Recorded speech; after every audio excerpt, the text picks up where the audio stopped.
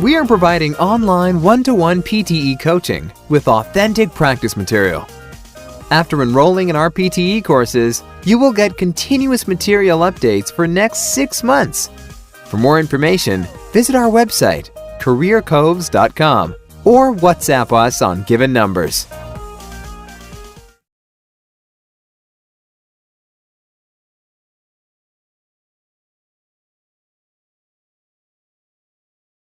So a virus is something that you can't see by normal light microscopy. You need very advanced techniques of electron microscopy to see it. But that virus is not able to reproduce itself without a host. And us as human beings are made up of lots of different cell types. And we are interested in understanding at the molecular level how that virus infects the liver. And why does it infect the liver and it doesn't infect the heart, or it doesn't infect other tissues?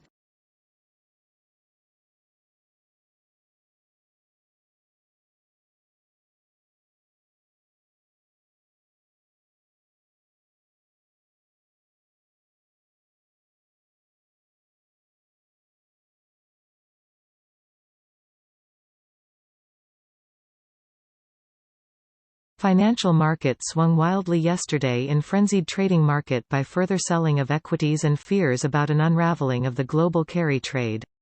At the same time, trading in the European credit markets in London was exceptionally heavy as traders frantically reassessed their appetite for risk, prompting wild swings in the prices of the key derivatives. It was the third day of frenetic activity in the European credit markets, suggesting that equity market swings were prompting a wider repositioning of investors in a host of asset classes.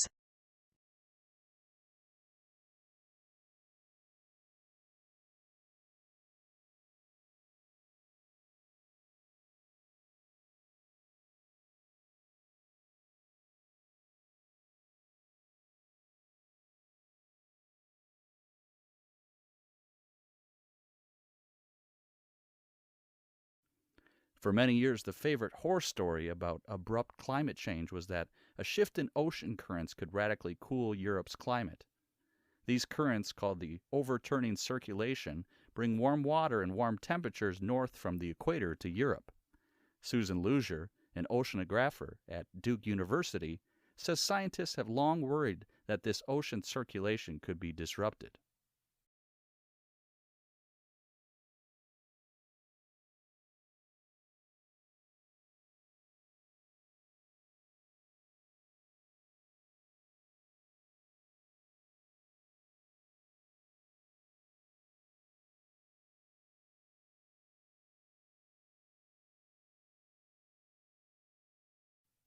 Along the way, we have built unashamedly beautiful buildings, 2 of which have won and been runner-up in the prestigious United Nations World Habitat Award, the first time an Australian building has received that international honor. We rely on older concepts of Australian architecture that are heavily influenced by the bush. All residents have private verandas which allow them to socialize outdoors and also create some defensible space between their bedrooms and public areas. We use a lot of natural or soft materials and build beautiful landscape gardens.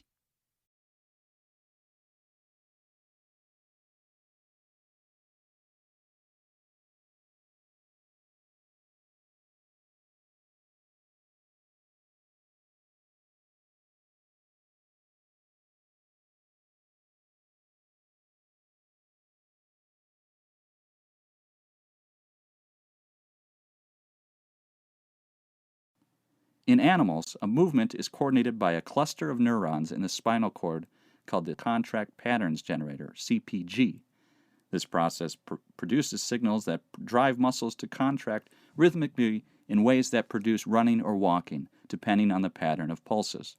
A simple signal from the brain instructs the CPG to switch between modes, such as going from standstill to walking.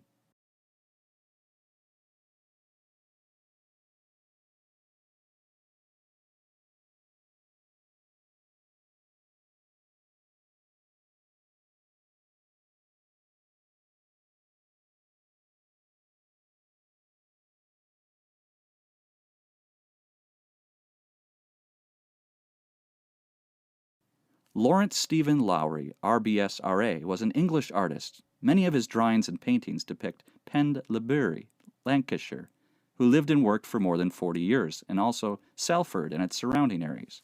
Lowry is famous for painting scenes of life in the industrial district of northwest England in the mid-20th century. He developed a distinctive style of painting and is best known for his urban landscapes, people with human figures often referred to as matchstick man. He painted mysterious, unpopulated landscapes, brooding portraits, and the unpublished Marionette works, which were only found after his death.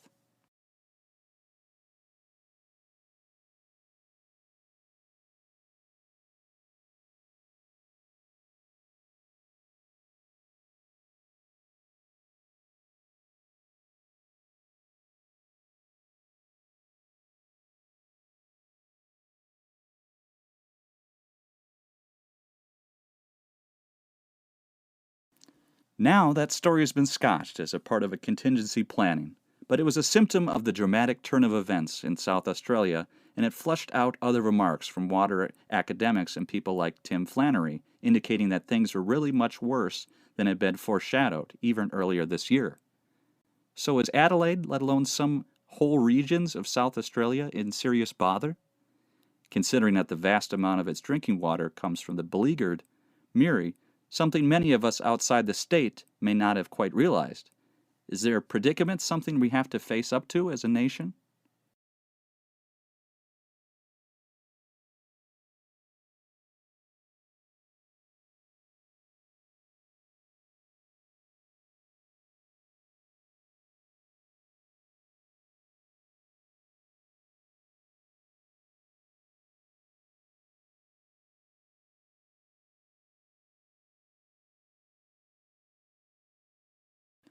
The ocean has been getting bluer, according to a study published in the journal Nature. But that's not really good news for the planet. It means that the plants that give the ocean its green tint aren't doing well. Scientists say that because the ocean has been getting warmer.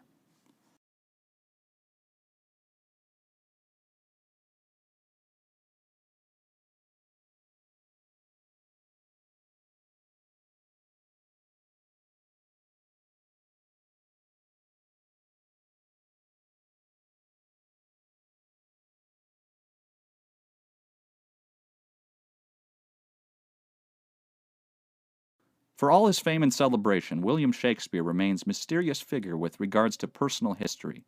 There are just two primary sources for information on the bard: his works and various legal and church documents that have survived from Elizabethan times. Naturally, there are many gaps in this body of information, which tells us little about Shakespeare the man.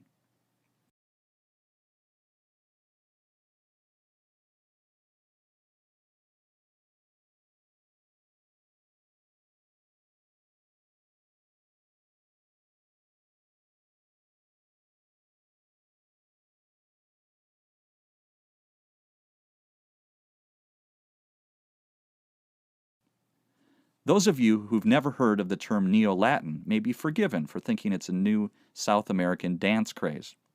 If you're puzzled when I tell you it has something to do with the language of the Romans, take heart.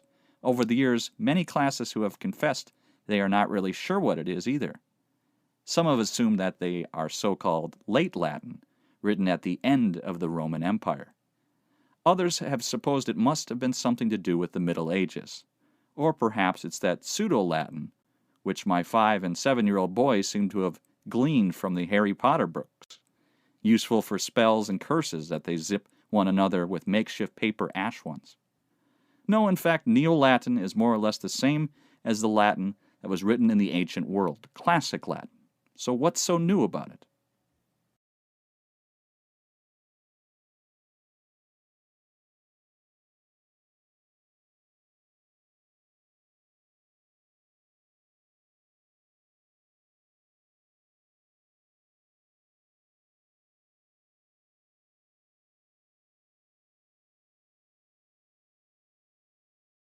The effect of the first difference is, on the one hand, to refine and enlarge the public views, by passing them through the medium of a chosen body of citizens, whose wisdom may best discern the true interests of their country, and whose patriotism and love of justice will be least likely to sacrifice it to temporary or partial considerations.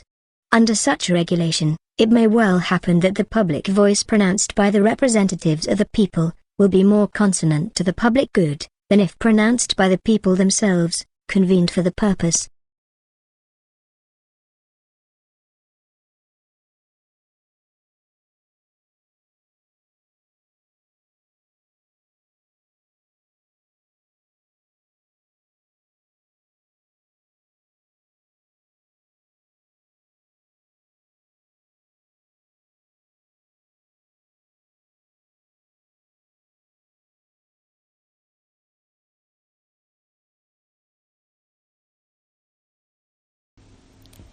That brings us to the CEO's second duty, building everyone, or more accurately, building the senior team.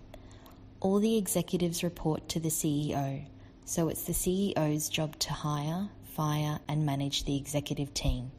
From coaching CEOs, I actually think this is the most important skill of all, because when a CEO hires an excellent senior team, that team can keep the company running. When a CEO hires a poor senior team, the CEO is up spending all of their time trying to do with the team and not nearly enough time trying to do with other elements of their job. The senior team can and often does develop the strategy for the company, but ultimately it's always the CEO who has the final go-no-go decision on strategy.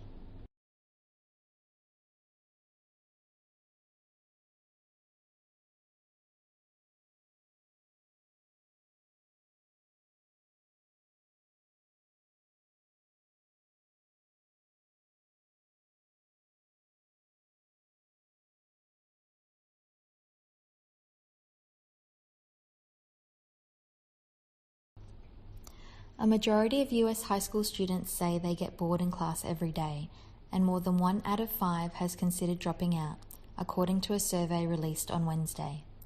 The survey of 81,000 students in 26 states found 2/3 of high school students complain of boredom, usually because the subject matter was irrelevant or their teachers didn't seem to care about them.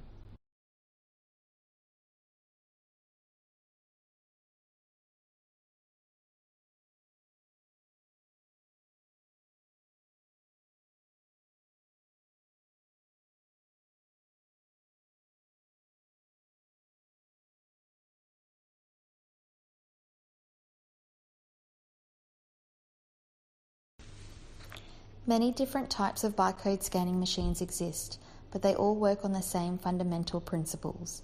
They all use the intensity of light reflected from a series of black and white stripes to tell a computer what code it is seeing. White stripes reflect light very well, while black stripes reflect hardly any light at all. The barcode scanner shines light sequentially across a barcode, simultaneously detecting and recording the pattern of reflected and non-reflected light. The scanner then translates this pattern into an electrical signal that the computer can understand. All scanners must include computer software to interpret the barcode once it's been entered. This simple principle has transformed the way we are able to manipulate data and the way in which many businesses handle record keeping.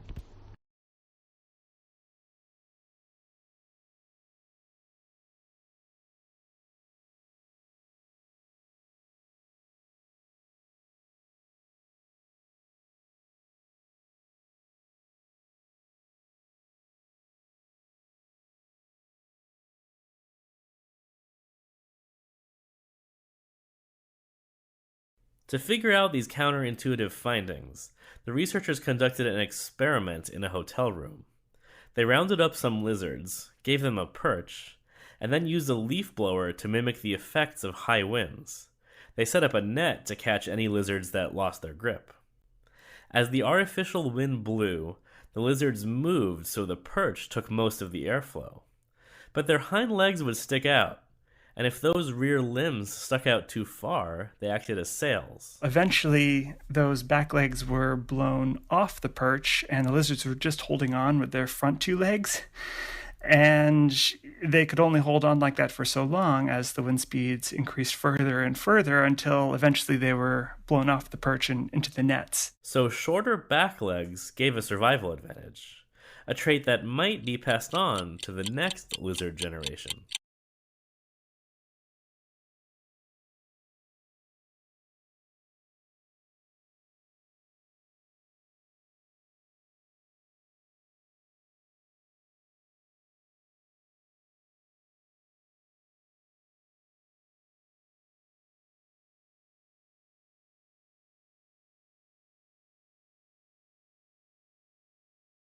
Crows, she says, are what's known as partial migrants.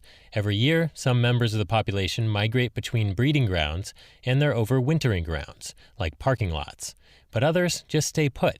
So Townsend and her colleagues wanted to know if that urge to migrate was something individual crows can turn on and off. To find out, they captured 18 crows from overwintering spots in California and New York. They fitted the birds with little backpack satellite tags and tracked them for several years. Overall, 3/4 of the birds migrated, an average of 300 miles. And more importantly, if they migrated once, they did it every year, suggesting traveling is not a habit they switch on and off. The researchers also found that migrating crows returned faithfully to the same breeding grounds every year, but they were more flexible on where to overwinter, which could be a good thing.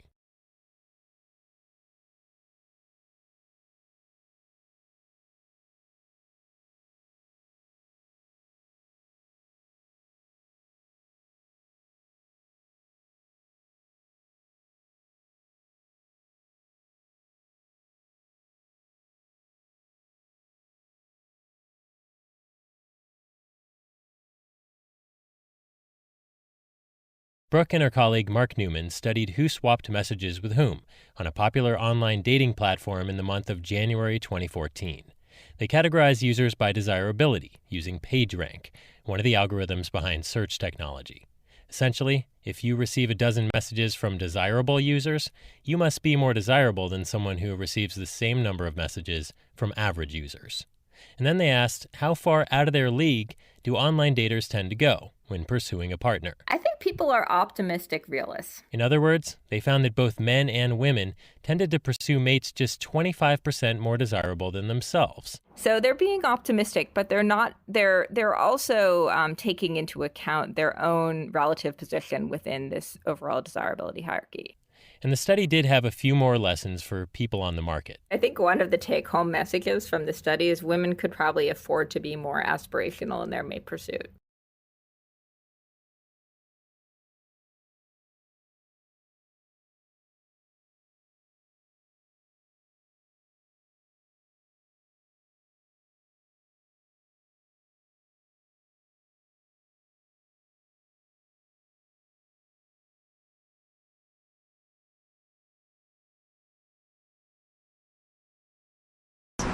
Well, in 2004, we integrated ticketing in southeast Queensland, so we introduced a paper ticket that allowed you to travel across all the three modes in southeast Queensland, so bus, train and ferry. And the second stage of integrated ticketing is the introduction of a smart card. And the smart card will enable people to store value, so to put value on the card and then to use the card for travelling around the system.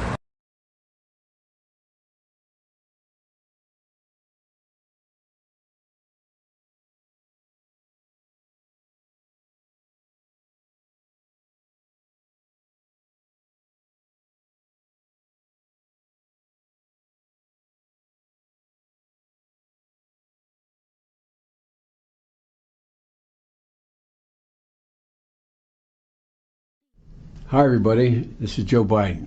I delivered a report to President Obama laying out how far we've come since he put me in charge of the cancer moonshot. That was back in January. And to lay out a real vision for where we need to go in the immediate future, to do in 5 years what otherwise would take 10, to inject a real sense of urgency into the fight against cancer, and to change the culture and reimagine our system in order to be able to win. You know, when President Nixon declared a war on cancer in 1971, he had no army, he had no resources, and no clear strategy. But after 45 years of progress, funding research, training scientists and physicians, and treating millions of patients, we now have an army. And we have tools, powerful tools. And with the moonshot, we now have a clear strategy for the road ahead.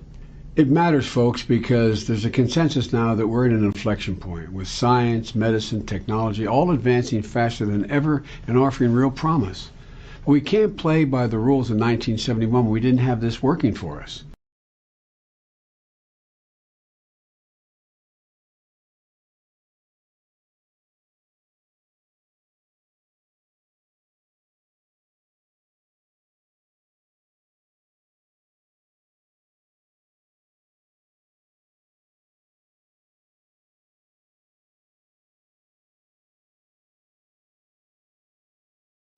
Hi everybody. This weekend we'll dedicate the newest American icon on our National Mall, the National Museum of African American History and Culture. It's a beautiful building, 5 stories high and some 70 feet below the ground, situated just across the street from the Washington Monument. And this museum tells a story of America that hasn't always taken a front seat in our national narrative. As a people, we've rightfully passed on the tales of the giants who built this country, but too often, willful or not, we've chosen to gloss over or ignore entirely the experience of millions upon millions of others. But this museum chooses to tell a fuller story. It doesn't gauze up some bygone era or avoid uncomfortable truths. Rather, it embraces the patriotic recognition that America is a constant work in progress, that each successive generation can look upon our imperfections and decide that it is within our collective power to align this nation with the high ideals of our founding.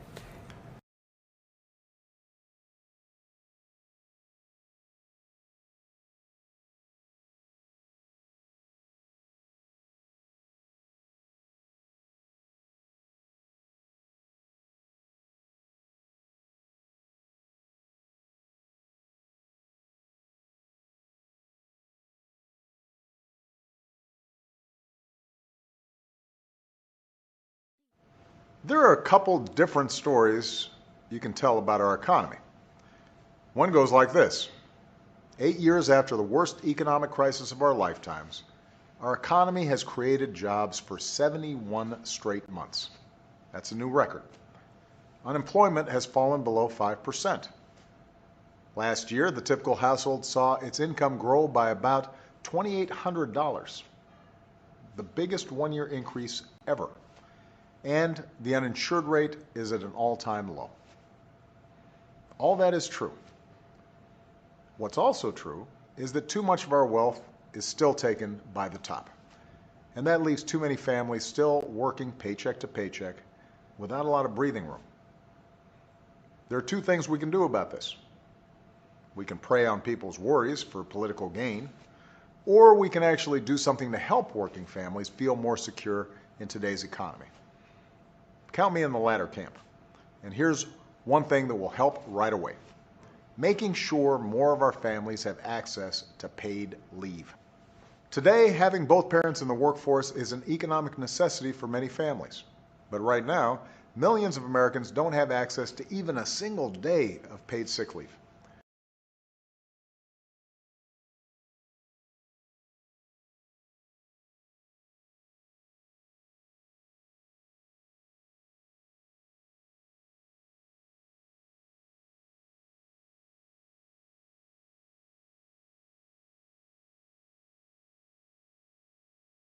When the time comes, its peers should follow suit.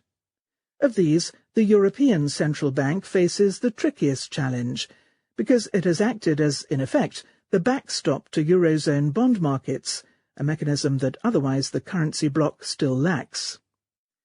But the main safety valve lies elsewhere, with banks and investors. Bitter experience has shown that debt-funded assets can magnify losses, causing financial crises. For this reason, banks must be able to withstand any reversal of today's high asset prices and low defaults. That means raising bank capital in places where it is too low, especially the Eurozone, and not backsliding on strenuous stress tests, as America's Treasury proposes. In the end, however, there may be no escape for investors from the low future returns and even losses that high asset prices imply. They and regulators should take a leaf out of The Intelligent Investor and make sure that they have a margin of safety.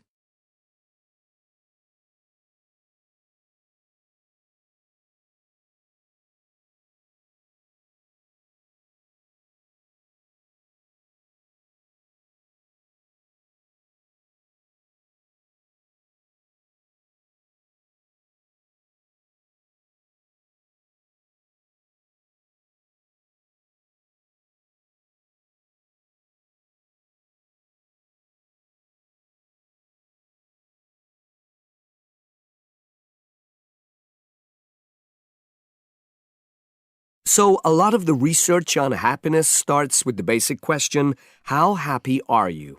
And we're psychologists, so tell us on a scale of 1 to 10, where 5 is average, 10 is super duper.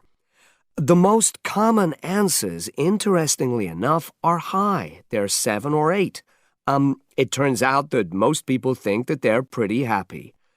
This question has been asked all over the world, and it turns out that there are slight differences depending on how old you are. There are slight differences depending on your place within a country.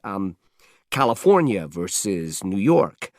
There are slight, subtle differences between men and women at different points. Somewhat paradoxically, although women are more vulnerable to depression than men, still, on average, women are slightly happier than men.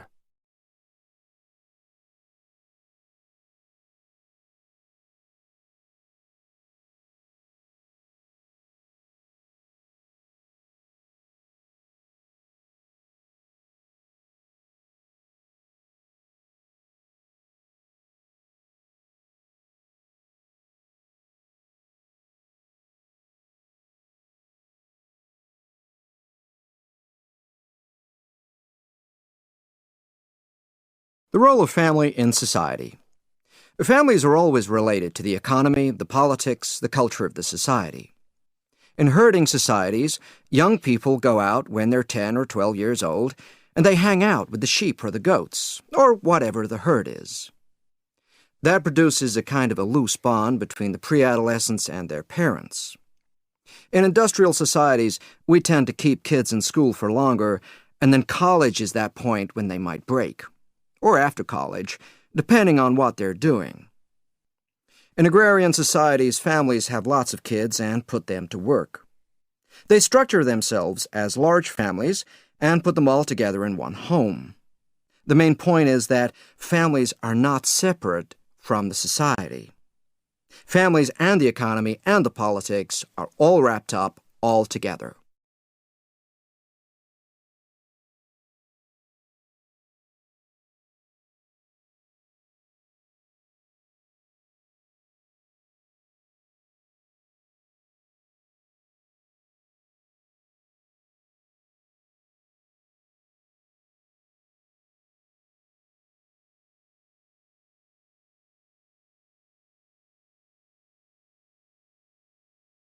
A really good illustrative example of the point I want to make is the book Journey Cake Ho by Ruth Sawyer, based on a traditional folk tale.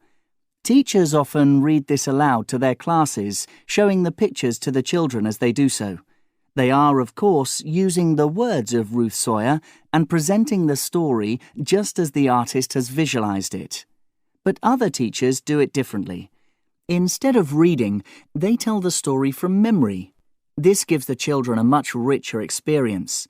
They can freely use their own imaginations, visualizing the story, the characters, and the scenes in their mind's eye in any way they like. And this is much closer to the way in which folk tales were passed from generation to generation, orally, without any words or pictures to restrict the imagination.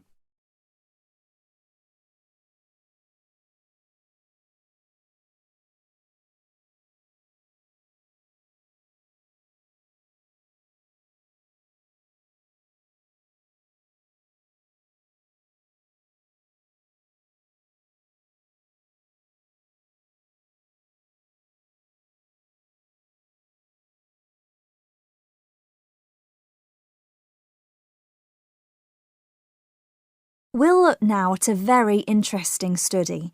It was carried out by a researcher who works in 2 countries, Scotland and Italy, and it involved children from both of these countries aged around 9 or so. Half of the children from each country spoke only their national language. However, the other half spoke their national language plus another language.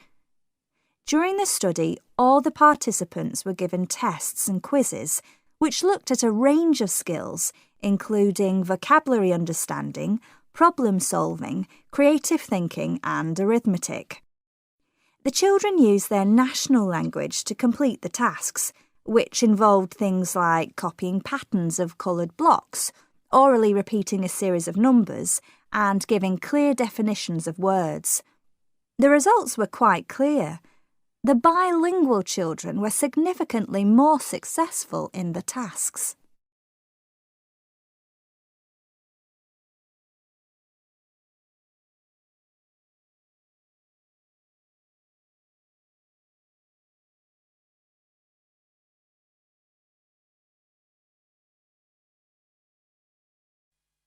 People rarely translate another person's unique way of saying things with any degree of accuracy. This is because when we learn the meaning of words, we pick up their broad meanings, but we've added subtle shades of difference which we get from our own personal experiences. If you grew up in an aggressive household, the phrase, "I'm angry with you," had different associations than for a person from a family where people talked through problems. We're left having to work out meaning from our own experience. So, despite the fact that, say, Bob and Gina are both speaking English, Bob is really speaking Bob English and Gina is turning that into Gina English, and the translation is never going to be perfect.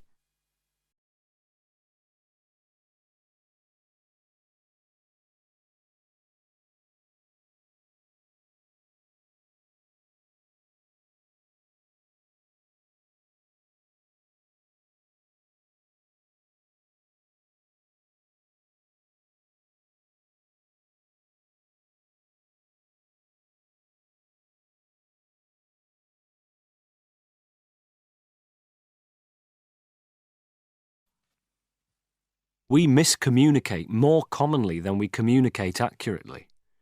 Often the words we have are at least somewhat inadequate to express how we feel. The first words we think of are often poor reflections of what we really mean. We might at times even want to take our words back for a second attempt. But once those words have left our mouths, our partners are already replying to whatever we have just said. Most conversations happen too fast to allow us to figure out what we really meant to say.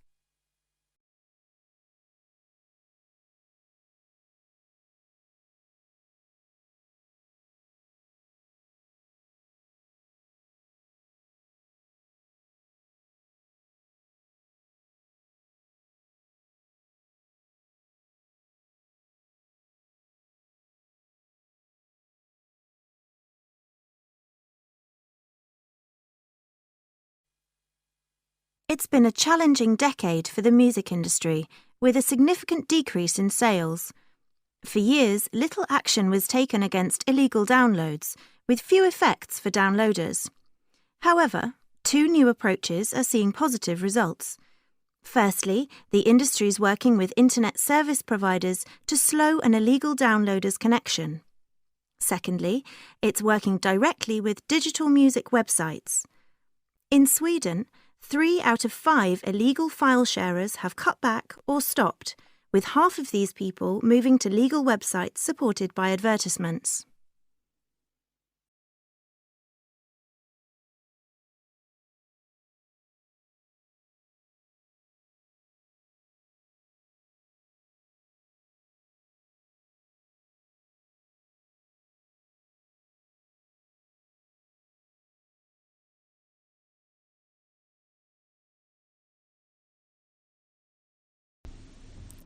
For the first time, Japanese researchers have conducted a real-life experiment that shows how some traffic jams appear for no apparent reason.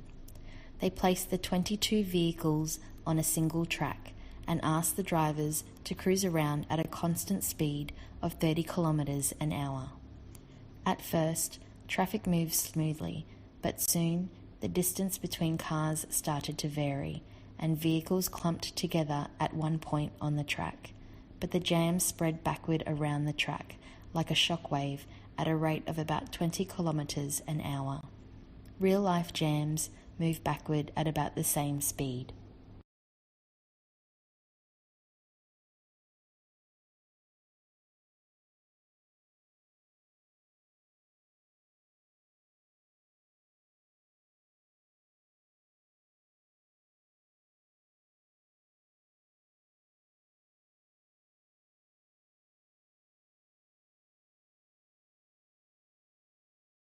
Now, as you know already, there will be a midterm exam next week. The exam will be an open book, open note, and open internet resource exam. But you can't use a classmate or me during the exam. Many of the questions on this exam don't have definitive answers. I wish to assess your critical thinking ability and your ability to combine ideas. A poorly organized answer will not get the same grades as a well-organized answer. Here are some good ways to study for the exam. First of all, it would be better for you to organize and review your lecture notes. That means you may need to compile notes and lab test results if you have not done that already. I strongly suggest that you write trial outlines before the exam. I think it will make you feel more comfortable. Just stop by my office.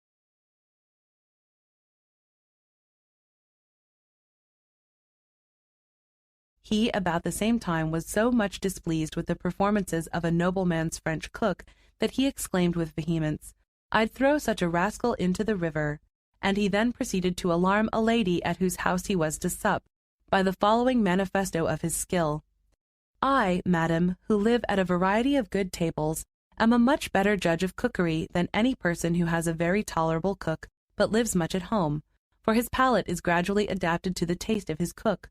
Whereas, madam, in trying by a wider range, I can more exquisitely judge." When invited to dine, even with an intimate friend, he was not pleased if something better than a plain dinner was not prepared for him. I have heard him say on such an occasion, "This was a good dinner enough, to be sure, but it was not a dinner to ask a man to."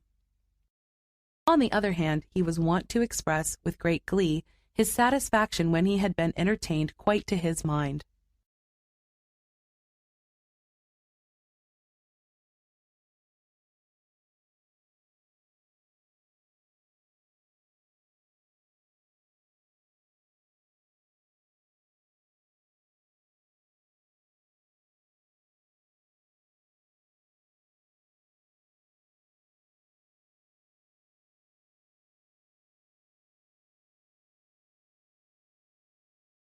They who beheld with wonder how much he eat upon all occasions when his dinner was to his taste, could not easily conceive what he must have meant by hunger.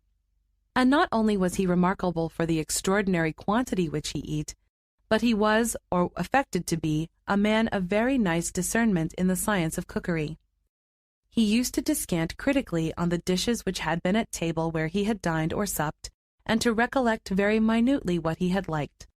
I remember, when he was in Scotland, his praising Gordon's palates, a dish of palates at the Honourable Alexander Gordon's, with a warmth of expression which might have done honour to more important subjects.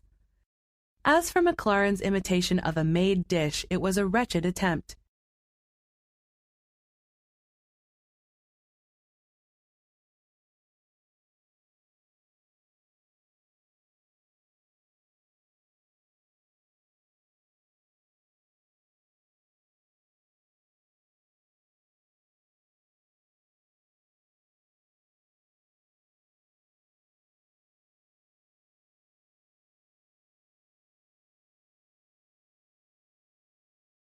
When at table, he was totally absorbed in the business of the moment. His looks seemed riveted to his plate, nor would he, unless when in very high company, say one word, or even pay the least attention to what was said by others, till he had satisfied his appetite, which was so fierce, and indulged with such intenseness, that while in the act of eating the veins of his forehead swelled, and generally a strong perspiration was visible. To those whose sensations were delicate, this could not but be disgusting, and it was doubtless not very suitable to the character of a philosopher, who should be distinguished by self-command.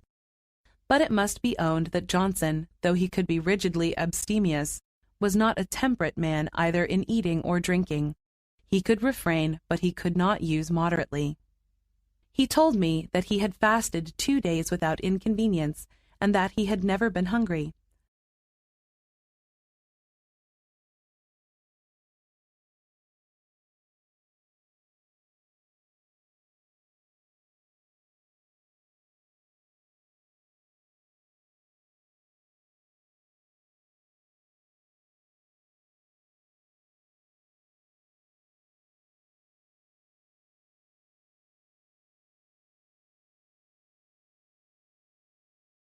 At supper, Johnson talked of good eating with uncommon satisfaction. Some people, said he, have a foolish way of not minding, or pretending not to mind, what they eat. For my part, I mind my belly very studiously and very carefully, for I look upon it that he who does not mind his belly will hardly mind anything else. He was for the moment not only serious but vehement. Yet I have heard him, upon other occasions, talk with great contempt of people who were anxious to gratify their palates, and the 206th number of his Rambler is a masterly essay against gulosity. His practice, indeed, I must acknowledge, may be considered as casting the balance of his different opinions upon the subject. For I never knew any man who relished good eating more than he did.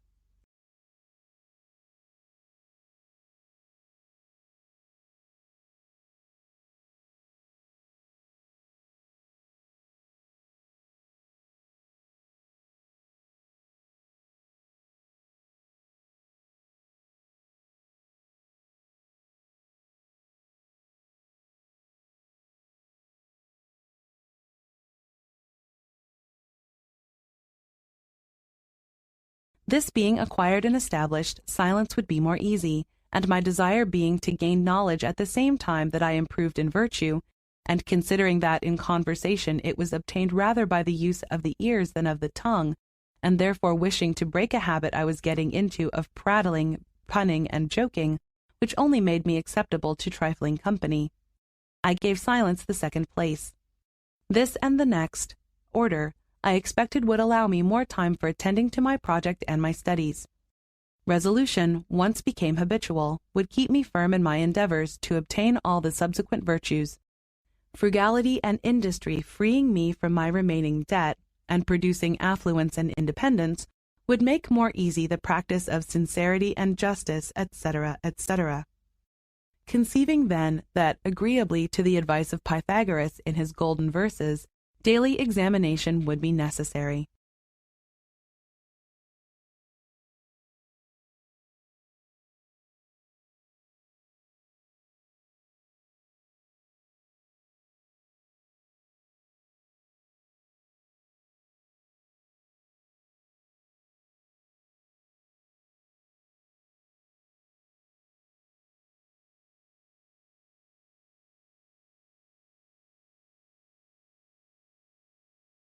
Postmodernism is, broadly speaking, a reaction against the movement or the period, or perhaps simply the values and beliefs of modernism.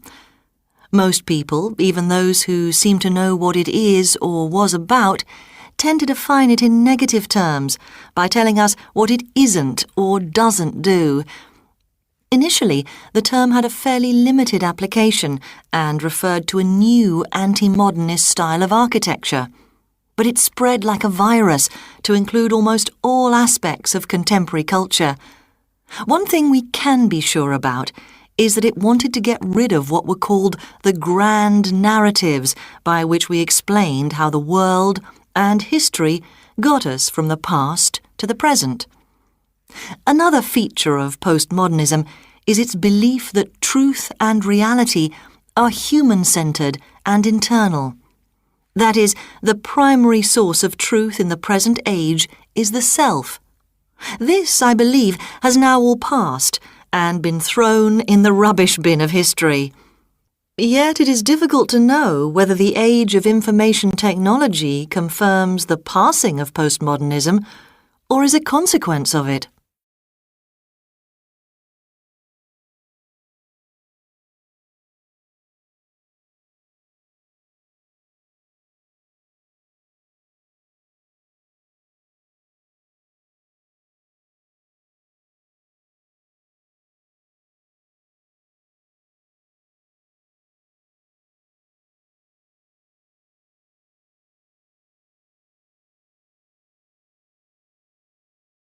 There is such a thing as information overload. There is just so much information out there now that we can't cope with it or fully absorb it, or even decide which bits of it we want to keep in our minds or which to discard. There is a similar thing going on with the range of choices we have as consumers. There is so much stuff out there, so much to choose from that, according to some experts, this situation is making us miserable. Most of us believe that the more we have to choose from, the better. Yet, apparently, our dissatisfaction with this wealth of choice, or rather the anxiety it produces, is part of a larger trend. It seems that as society grows more affluent and people become freer to do what they want, the unhappier they become.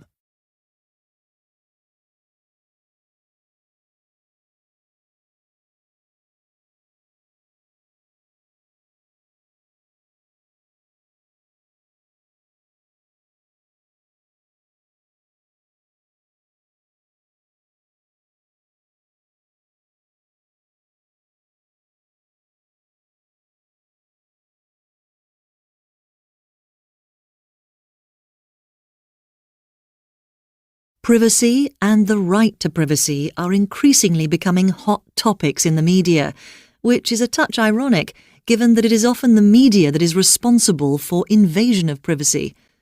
This is not just about those whose careers put them in the public eye, but ordinary people who, through no fault of their own, have come to public notice because of some event that has attracted the attention of the media.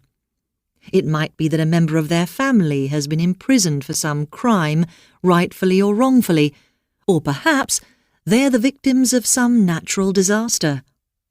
Some people argue that those who have chosen to be in the public sphere and have teams of public relations people to make sure they get as much public attention as possible, actors, rock stars, politicians and the like, have given up their right to privacy and get everything they deserve.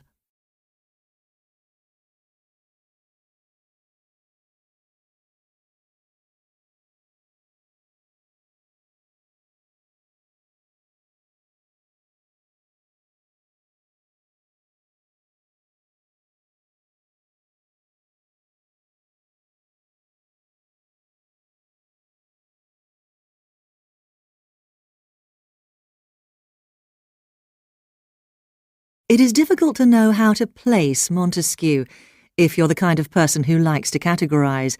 Historian, political philosopher, sociologist, jurist, or, if you think the Persian Letters a novel, a novelist. He was all these things. Perhaps, as some have, he could be placed among that almost extinct species, the man of letters.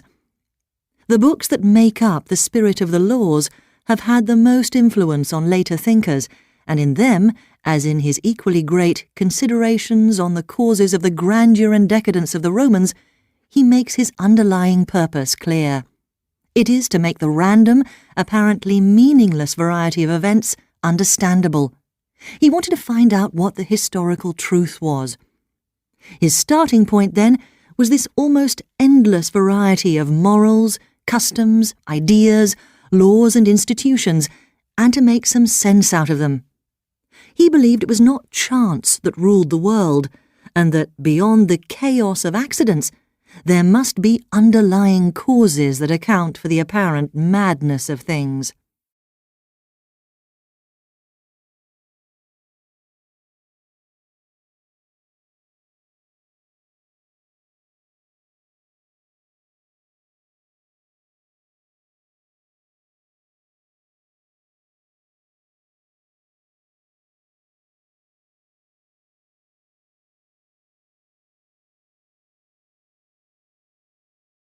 However simple or complex the chain of events in any given situation, when looked into, it usually reveals a train of causal relationships. They are seen to be linked in some way. The methods of analysis aim to establish these relationships and provide a solid background for useful generalizations based on what at first appear to be separate events. The first step in this process is to collect facts and then see if any particular patterns emerge. If they do, it then becomes possible to form theories related to the facts, and this type of empirical theory forms a useful basis for analysis and prediction. However, on its own, this theory is not enough. The essential second step is to test it by collecting more facts and by checking predictions against events. These new facts may mean you have to modify the theory, bearing in mind that new facts can only either disprove or support a theory. They cannot prove it to be right.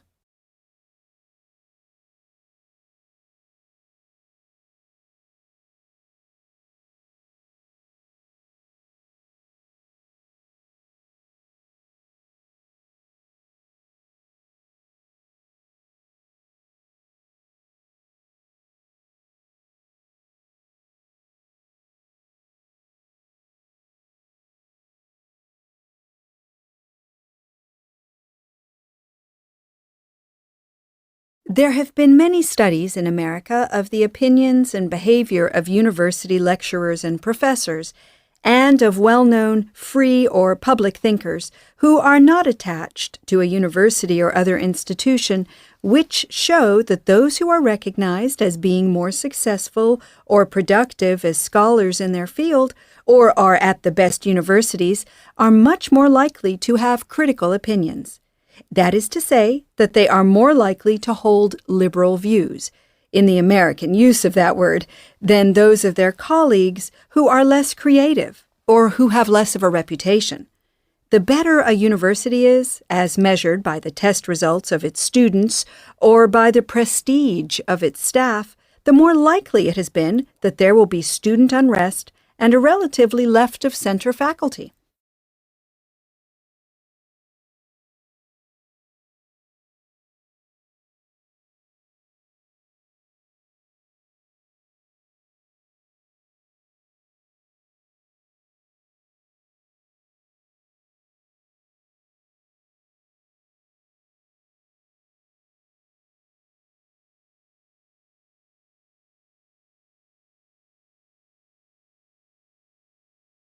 The growth of the modern state brought with it the development of mass political parties and the emergence of professional politicians.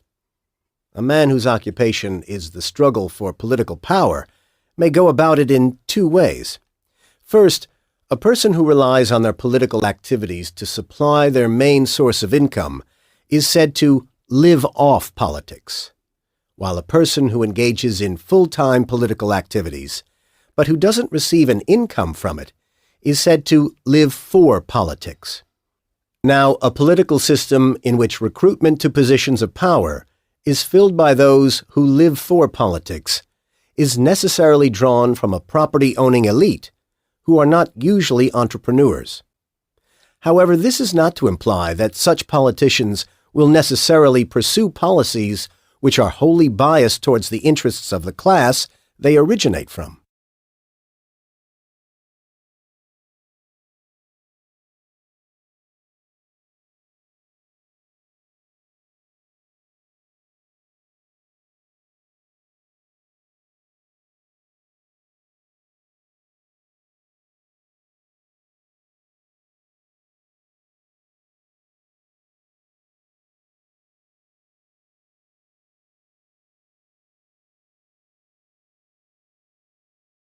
The spinal cord, the link between the brain and the body, is a band of nervous tissue about the thickness of your little finger that runs through the backbone.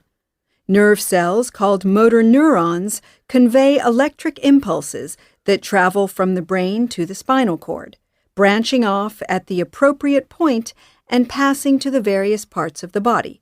Similarly, sensory neurons transmit messages from organs and tissues via the spinal cord to the brain. But the spinal cord also functions without the brain having to intervene. It alone controls those actions called spinal reflexes that need to be carried out very fast in response to danger.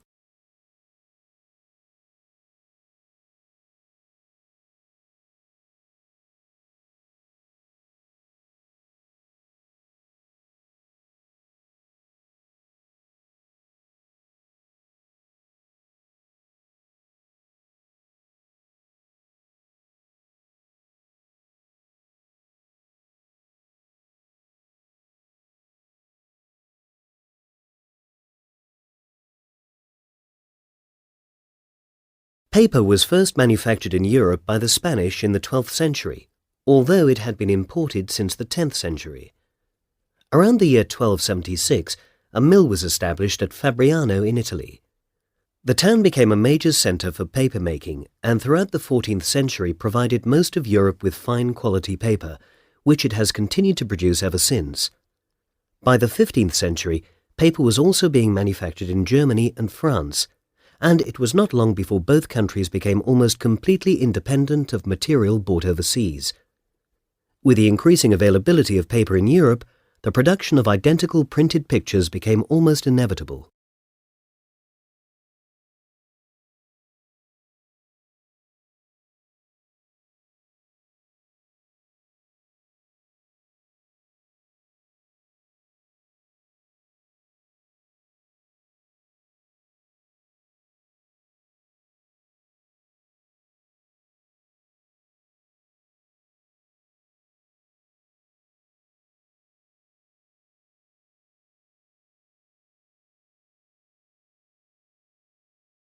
Before farming was introduced into Scotland, people lived by hunting, fishing, and gathering wild foodstuffs. This way of life meant that they usually didn't settle permanently in one place, but were to an extent nomadic, moving about in search of a livelihood, perhaps returning to the same places at certain times of the year. It is believed that the islands of Orkney were known to these people, but so far only a few flint tools have been found to verify this. This is because coastal erosion has destroyed many ancient sites, and these may have contained relics of some of these earliest pioneering colonists.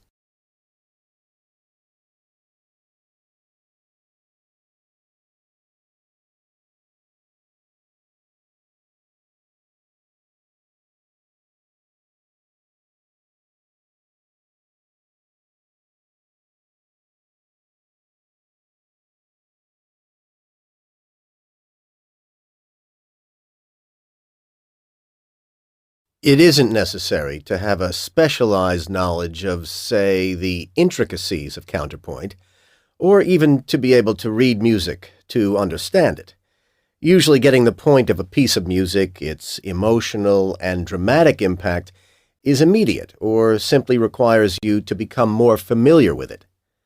Of course, prolonged study of music and its composition, as in any other field, will increase your understanding, but not necessarily your enjoyment.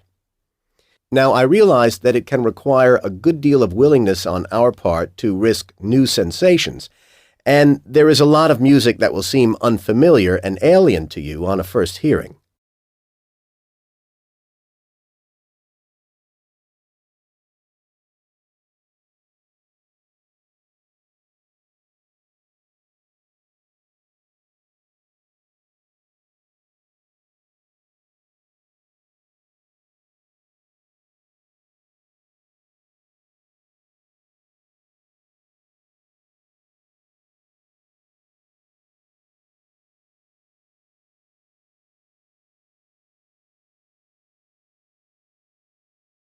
To be honest, the biggest problem for most undergraduate students in terms of academic writing is not only adapting to a far more structured and formal style, but also learning how to ascertain the difference between important, valid information and unnecessary or even irrelevant material. In my experience, I would say it takes students their first year, if not longer, to appreciate what is required and to start to implement those requirements in their writing. What they really should be doing, if they are struggling with written assignments, is to seek help from the excellent support services which are available at the university.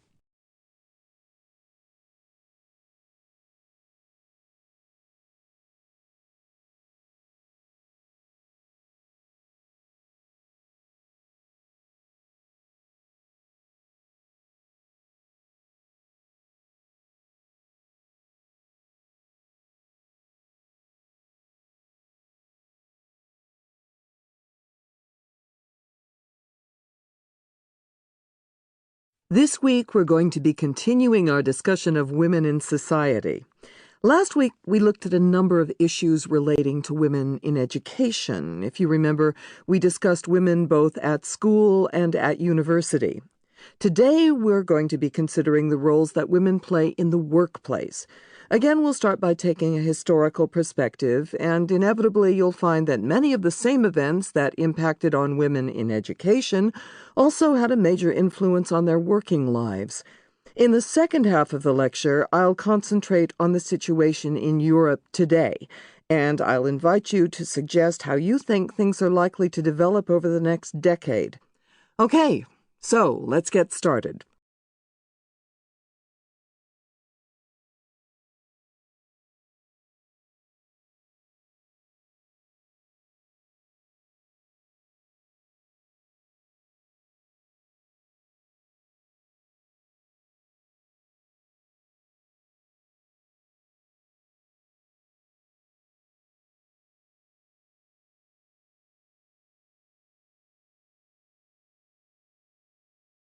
Learning a language in the classroom is never easy, and quite frankly, it's not the way that most people would choose to learn if they had other options.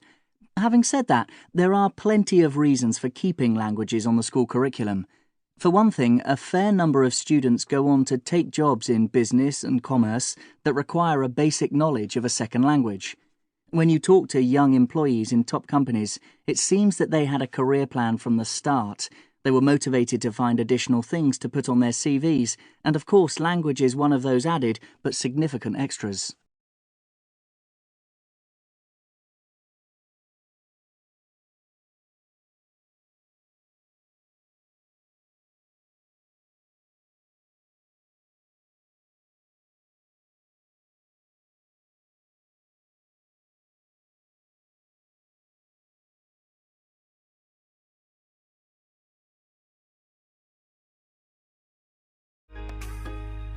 Thanks for watching this video. For more updates by Career Coves, don't forget to hit the like button and subscribe to our channel.